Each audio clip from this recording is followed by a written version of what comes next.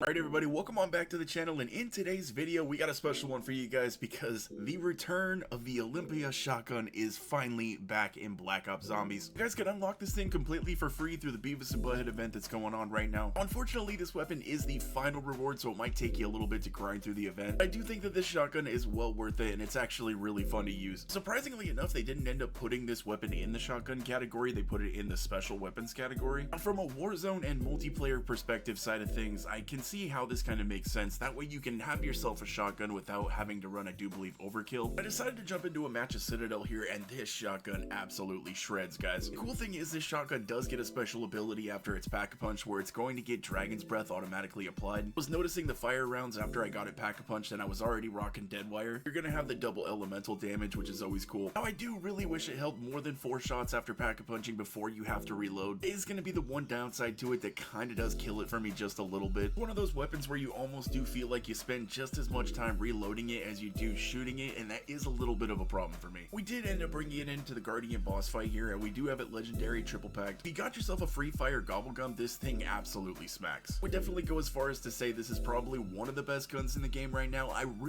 For me personally, I don't think it's gonna overtake either the Maelstrom or the Strider pistols. Both of those weapons right now are just so good. With the Maelstrom shotgun, it is going to be a little bit weaker than the Olympia. With the fire rate that shotgun packs, the DPS is just insane. I do think you could still be doing a little bit more consistent damage with the Strider pistols, that is if you can control the recoil. Those things can get a little bit crazy. The shotgun does only have 2 attachments. You're going to be having the sawed-off barrel, and then it has the no stock, so basically you can have yourself a sawed-off shotgun. I see why they probably didn't want to go too crazy with the attachments on this thing, because it is pretty damn good already. At least over here in Zombies, I haven't had a chance to go and test it in the other modes yet. So be sure to let me know down in the comments what's been your guys' favorite weapons to rock after the Season 4 Reloaded update. If you want to throw together another either top 5 or top 10 best weapons list here soon. If you guys do know of any crazy loadouts or anything that you think should make the list, be sure to let us know. I do definitely think that this weapon is worth jumping in and checking out, especially if you're a fan of shotguns. If the Olympia had no problem taking out the Guardian this easy, I can only imagine what it's going to do to like Patient 13. Not sure if it would really be the best option to take up against the Z-Rex, but that might be something I'm going to have to jump in and find out. When you guys first start using this weapon, it's not going to feel the greatest, but once you get it Pack-a-Punch, that's when it's really going to start to shine. It's just like all the other shotguns in the game, it feels almost damn near useless until you get it Pack-a-Punched. Besides that and the reloading issue, I gotta say I think this is a damn good weapon. You do still have to check out the SVD full auto mod attachment, because if the SVD does still have its special ability along with being full auto, that thing might just be